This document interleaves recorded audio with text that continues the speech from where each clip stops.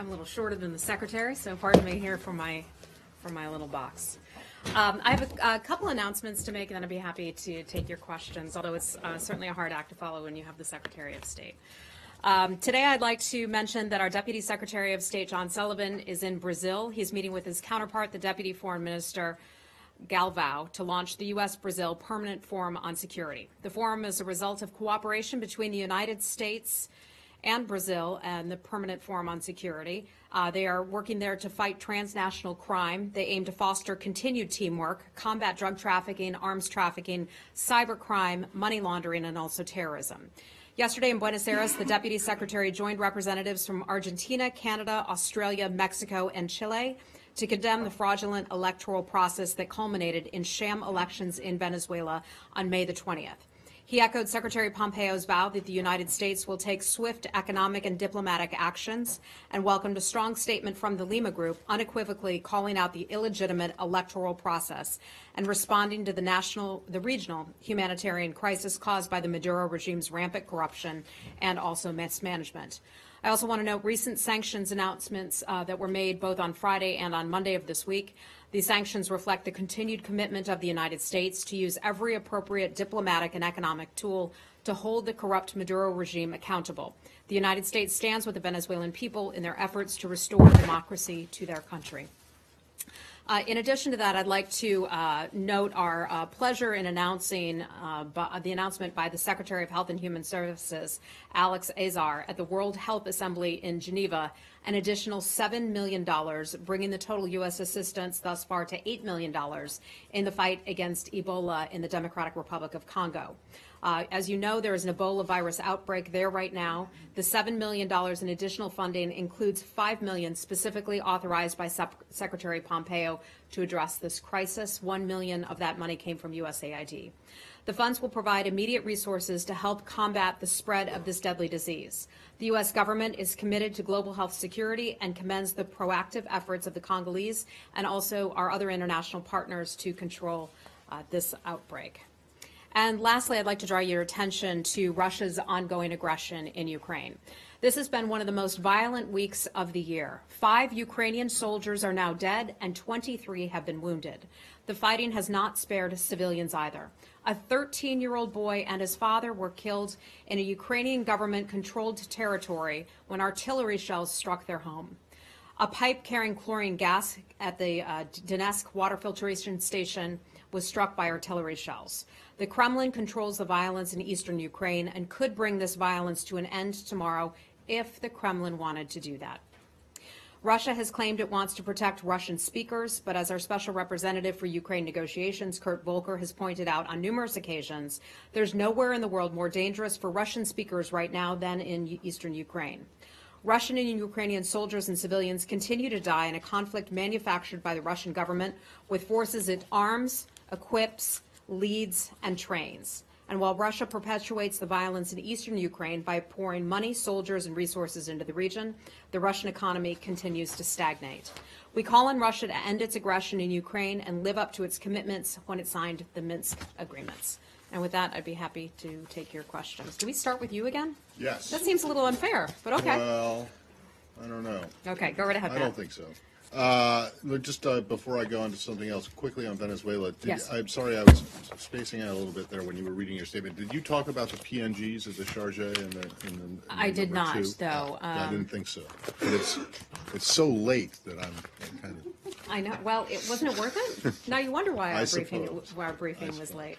Anyway, so what can you tell us about the expulsions of these your diplomats from Venezuela? Yeah. Look, I can just say we've seen the reports. This happened not that long ago. But we've seen the reports that the Maduro regime intends to declare our charge d'affaires, Todd Robinson, and our deputy chief of mission, Brian Najanjo, persona non grata. I can say we completely reject the false allegations that have been made by the Maduro regime against our 2 colleagues, and I have nothing further beyond that. But we'll let you know if we do get anything in addition to that. Thanks. Now, can I move to Mideast first? Certainly. The Palestinians today took their brief complaints against Israel to the International Criminal Court, and I'm wondering, one, what you make of that move by the Palestinians, and secondly, if this is going to have any impact on the way the administration now approaches the Palestinians, either legally or any other way? Well, we have long believed that these types of actions are not conducive to peace.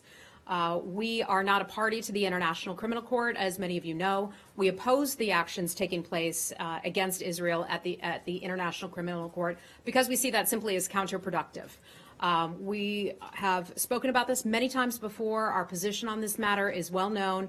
We oppose actions against Israel at the International Criminal Court, because it doesn't help the cause for peace. And that is one of the priorities of this administration, getting the Israelis and Palestinians back to the table where they can have a good, concrete negotiation about the peace process going forward. And the ICC just doesn't do that. Okay, but the ICC was created, and I realize that the U.S. is not a member of it, but it was created to provide accountability. So is there anything that you think that Israel needs to be accountable for to the Palestinians? Look, I'm not going to get into that question. I think we have long talked about the situation going on in Gaza. We've long talked about the misery that the people face in Gaza is because of Hamas. We have seen and have watched as the previous clashes between the Israelis and Palestinians and those of Gaza have taken place. We've continued to call on, Hamas to take better care of its people. It's not taking care of its people, and I don't have really much beyond that to Just on the Gaza thing, Yeah. I want to ask you about Ambassador Friedman's op-ed column. Is it the position of the administration, as it appears to be the personal position of the ambassador, that the quote-unquote liberal media have blood on their hands for their coverage? Matt, I can tell you I'm aware of the ambassador's editorial. I don't have anything to say about that. I could just refer you to Ambassador Friedman for any questions about that. Does it reflect the administration's view? I don't have anything. There is quote unquote a liberal media that has blood on its hands? I don't have anything for you on that. I just have to refer you to the ambassador for anything. All right. Well, do you have about those anything things. on him posing for a photograph today that photoshopped out the Al-Aqsa Mosque on the Temple Mount for a facsimile of what would be a third temple? Yeah, I'm not going to say much about this because this information just came to us as I was coming out to brief today. So until we have a full assessment of what actually happened, I'm going to be limited in terms of what I can say about this particular incident. We have received a statement, however, I can share with you from Ambassador Friedman. He says he was not aware of the image that was put in front of him when the photo was taken. He was deeply disappointed that anyone would take advantage of his visit to Bnei Brak to create controversy. The U.S. policy is absolutely clear. We support the status quo at the Haram al-Sharif Temple Mount. I don't have anything for you beyond that because, again, this was just information was just coming out as I was coming out here. Is that a statement in his name, or is that something that was put out by the embassy? I have a Friedman statement. I have Ambassador Friedman's statement. That's a statement from him. So I believe so. But does he apologize for it? I mean, Matt, this is that's all- something that's all I have. deeply, Look, this again- is deeply offensive to more than 20% of the population. He's laughing in the photograph. He is saying that he was not aware of the image that was taken and that someone took advantage of him being at that location. I don't have anything beyond that. I'd refer you over to our embassy to answer additional questions about that. But on the Hi, Michelle. op-ed, surely, thanks. Surely you're able to say whether or not he's speaking for the State Department or not. Look, I don't have anything to say for you about this. I could just refer you to the ambassador at this point. Okay? All right. We just need to know, who does this guy represent? Does he represent himself when he writes an opinion piece that says, that refers to all his I'm telling title? you, I don't Does have he anything for represent- you on that. Does he Okay? represent the administration? Does he represent the State Department? Does he represent the president? I mean, he does do all of those things with the title ambassador on it. And if that's just his personal opinion, then okay, whatever. But if that's the position of the administration, then we need to know about it. Matt, I would refer you to the ambassador's office. Anything else? Shall we move on? Okay. Hi, Lori. One quick follow-up on the PLO. Will you take action to close the PLO office because they've now gone to the ICC? I know that was an issue that was brought up before under our previous secretary. As far as I'm aware, that is all under consideration, the status of the PLO office, I mean, and I'm not going to get ahead of any additional potential steps or actions on the part of that office in any determination. Okay? Hi, Lori. Hi. So yesterday, Secretary Pompeo said, and I quote here, Iran must respect the sovereignty of the Iraqi government and permit the disarming, demobilization, and reintegration of Shia militias. that is an issue that you'll be working on now? I mean, that's the strongest statement any U.S. official has made about the problem. Is that an issue that you'll be working on now with the Iraqi government? Sovereignty is something that's in our national security strategy, the administration's national security strategy, and that is respecting the sovereignty of another government and respecting the sovereignty of Iraq. You heard what the Secretary had to say about that yesterday. We respect Iraq's sovereignty, and we partner with the Iraqi government. We have for very many years. We have a great relationship with the government of Iraq. Their efforts to protect their sovereignty from malign forces, both inside and outside its borders, continue to stand, and they are quite strong in that action.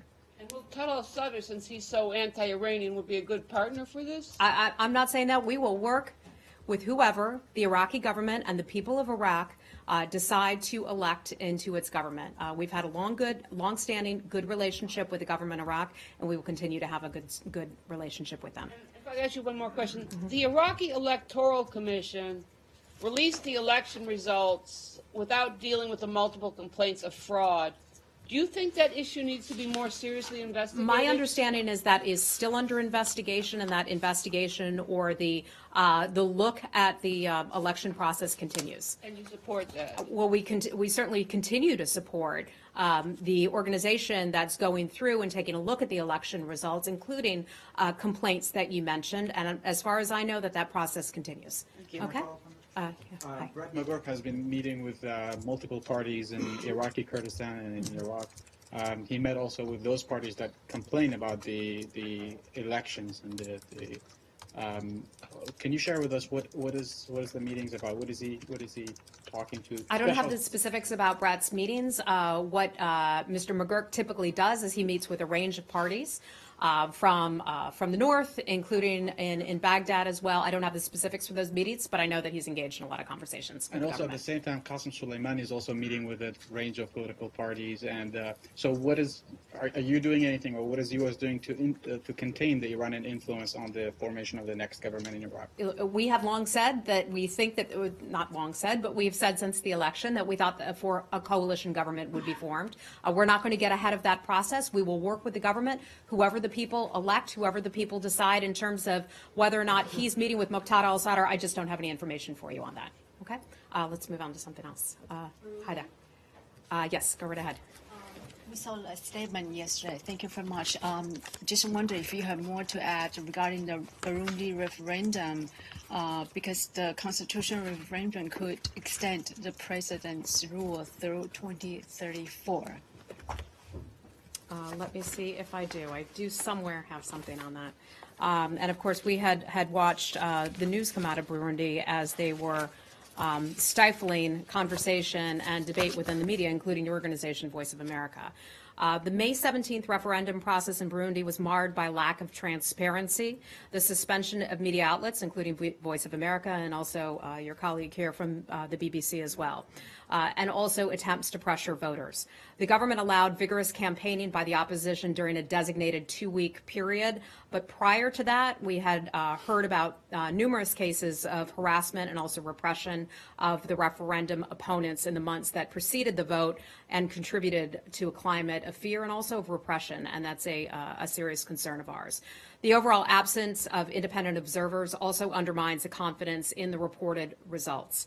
I want to be clear about our condemnation of the government's recent decision to suspend the Voice of America and also BBC broadcasts. The decision, along with other media restrictions, arbitrary arrests, harsh sentences for human rights defenders, signals a continuing limitation on civil and political space in Burundi. Lastly, I'd like to say we remain concerned about the passage of revised constitution, that passage of the revised constitution will be interpreted as resetting the presidential term limits. We want to highlight that the ruling party made a commitment under the Pretoria Protocol with respect to the principles of the Arusha Agreement, including the respect for term limits. Thank you. Okay, let's move on. Hi, Michelle. North Korea, the major hesitation that we saw from the president today on that subject, how much of that would you say could be due to an early overselling of the situation on the part of South Korea? Or do you think that we're way past that by now? Well, I think the Secretary addressed a lot of these questions. So I'm not going to step on what the Secretary just had to say about about our meetings potentially on June the 12th. Look, I think the South Koreans proposed to us some meetings that the government, Kim Jong-un of North Korea, was willing to undertake with the United States. I think the United States met this in a full good faith effort to try to have those conversations. But beyond that, I'm not going to step on what the Secretary just had to say, or the President for that matter. I think they did a sufficient job of addressing that, and I certainly couldn't do any better. Hi, go ahead. Going back to the bilateral for a moment, the President said that there are certain conditions that we want to happen in reference to the U.S.-North Korea summit. Can you offer any clarification on what those conditions are? So I think we've been very clear all along, and the Secretary alluded to this before: complete, verifiable, irreversible denuclearization. How many times have you heard me say that here? A lot. That's our policy. Our policy has not changed, and we stand there. Okay. Go ahead. So, still on North Korea, but not on the meeting per se. So the closure of the Punggye-ri site, we've talked about this before, but because, especially since they didn't bring in expert like witnesses, mostly they just let in the press. So what is the U.S. position on that? Do you see that as a good sign for them moving to denuclearization? Yeah, look, I'm going to be very careful about what I say on this entire topic, and I hope you will all understand that. I can only say we saw as reporters went there and covered what the government of North Korea had said was happening, the dismantling of a nuclear site. We certainly welcome the announcement of plans to dismantle its nuclear test site. I go back to permanent, irreversible closure that can be inspected and fully accounted for. That is a key step in the denuclearization for North Korea. And we look forward to learning more about the details of that. Okay? Yeah, go ahead. On the closure of the nuclear site, did the U.S. request for any officials to be able to attend that closure? You know, I can only tell you that we have not had an invitation that was extended to us. My understanding is that the journalists were invited, and I just don't have anything beyond that. Okay? All right. Hi, sir. How are you? Yes. A couple of days ago, the Russian ambassador in Syria urged all foreign forces to leave the country, including Iran and Hezbollah. And a spokesperson in Tehran, the foreign ministry, said no one can make Iran do anything against this will. How do you read that, and were you surprised? Well, it looks like there is a tension between them. Well, look, I think it's particularly rich that Russia would say that other countries must leave Syria, and that Russia wouldn't choose to do so itself. So I'm pretty suspicious of countries that are there backing the government of Bashar al-Assad. We've had far too many conversations about the brutality and the nature of the regime of Bashar al-Assad. They continue to this day to be backed by Russia and also Iran. They continue to gas and kill their own people. The United States will continue to work to hold them responsible and hold those other regimes responsible, as we believe the world will increasingly step in and try to do so as well. To mention Iran by name, didn't it surprise you? Did it surprise you? That to mention I'm not going to comment on anything beyond what the Russians may say about the United States or other countries. What they have to say about Iran, they can say whatever they like. Okay. Okay. Hi, Rich. Yeah.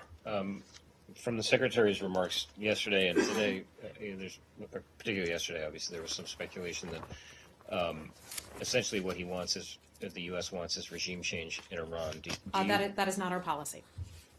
But does the United States believe that it can work with the government of Iran to achieve its objectives? You know, I think the Secretary was very clear in his speech yesterday about our government's concerns, and other governments share these very rational concerns about the activities of the Iranian regime. For far too long, administrations have simply looked at Iran through the lens of the JCPOA, through the nuclear agreement. This administration is choosing to focus on not only keeping Americans safe, keeping our allies and partners safe, and frankly, keeping the world safe. But his answer today wasn't, we think these sanctions will work, even if it takes a long time. It was once again calling on the Iranian people themselves to do something about that. So if he's not advocating regime change, why does he keep making it sound exactly like he's advocating regime change? I think what he's saying is this is up to the Iranian people. The Iranian people, for far too long, have lived under a regime that has mistreated its people. We've seen the human rights abuses. We've seen the clampdown on the media. We've seen the clampdown on freedom of expression. That continues to happen each and every day.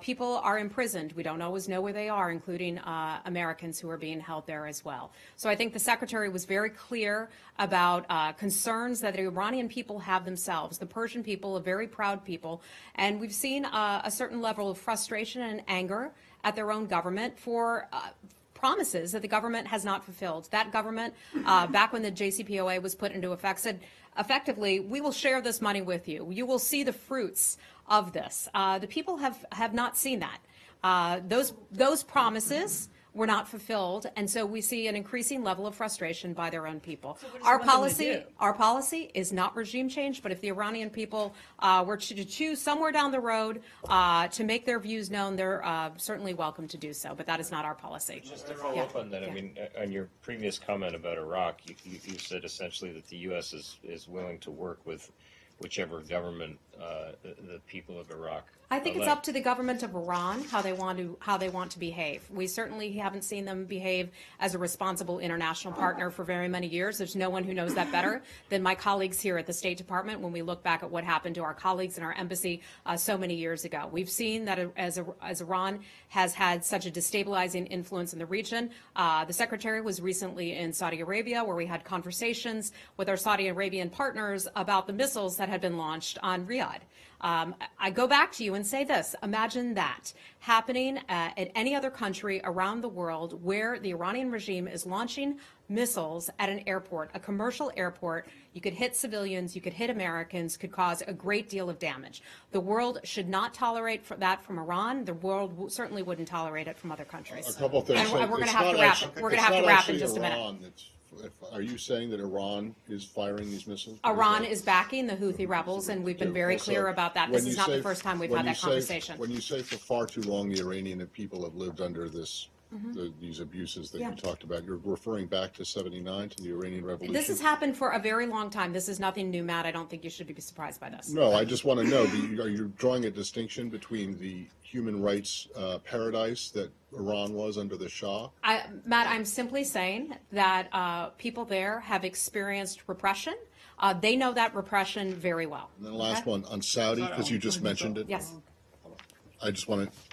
You can go back to Iran. I just need to get your reaction to the arrests of these women's rights activists. There seem to be more today. Are there reports of that? It might have been yesterday. I think it's up to 10 now, if I'm not mistaken. I don't have the number. I can just tell you, Saudi Arabia, as I just mentioned, was a country we recently visited. We remain supportive of their overall reform agenda. I think that's an important step in the right direction. A lot of people here and around the world were pleased and very happy to have heard their decision about women being able to drive on their own, attending movie theaters, and things of the sort. I can tell you that we're watching this carefully. We are concerned about the announced detention of activists in Saudi Arabia. We support space for civil society and also free speech. But overall, we're concerned about it, and we are keeping a close eye on it. Okay? Last question. On Iran, Secretary of State yesterday and today talked about assassinations in the heart of Europe being carried out today by the Quds Force. Are there any details about that? We looked and couldn't find anything. Yeah, I'm surprised you didn't ask the Secretary about that himself. He has information and access to information that I do not. I'm not able to comment on that in particular, but I can tell you that the Secretary has assured me that there is a basis for that point in his speech, and he stands firmly behind that. Okay? So it's sort of classified intelligence information. I won't comment beyond that, but I can tell you that the Secretary has assured us of that. Okay, guys, we have to wrap it there. Thank you so much.